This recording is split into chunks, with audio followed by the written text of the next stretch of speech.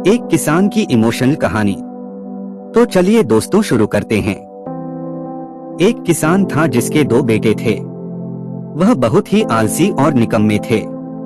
वह अपने पिता को कामकाज में हाथ बटाने के बजाय आलस किया करते थे, इधर उधर घूमते फिरते थे।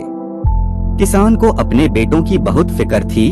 वो सोचते थे कि मेरे मरने के बाद इनका क्या होगा, यह अपना पेट कैसे भरेंगे, अपने परिवार को कैसे संभाल पाएंगे। एक दिन किसान की हालत बहुत ही गंभीर थी, कहने का मतलब किसान मरने की हालत में था। तभी किसान ने अपने दोनों बेटों को बुलाकर उनसे कहा कि हमारे खेत में एक खजाना गढ़ा हुआ है, लेकिन वह किस जगह है उसकी जानकारी मुझे भी नहीं है, लेकिन खोदने बाद तुम्हें वो खजाना मिल जाएगा। इतना कहकर किसान भगवान को प्यारे हो गए।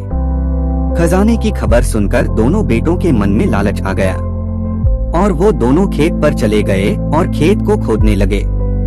खजाने के लालच में कुछ ही दिनों में पूरे खेत को खोदने के बाद वह घर जाकर बैठ गए और वह अपने पिता को कोसने लगे। इसी तरह कुछ महीने बीत गए और वर्षा ऋतु का आगमन हुआ। किसान के बेटों के पास पेट भरने के लिए सिर्फ एक ही जरिया था, वो है खेती। तब बाकी किसानों की तरह किसान के बेटों ने खेत में बीज बोने शुरू कर दिए।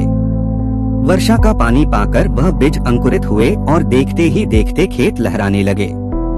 ऐसा लग रहा था कि हवा के झोंके से लहरा रहा था। यह देखकर किसान के बेटे बहुत खुश हो गए। उनको समझ आ गया कि परिश्रम ही सच्चा धन होता है और वो उसी तरह से अपने पिता के शब्दों का मोल भी समझ गए और अपने कामकाज में लग गए।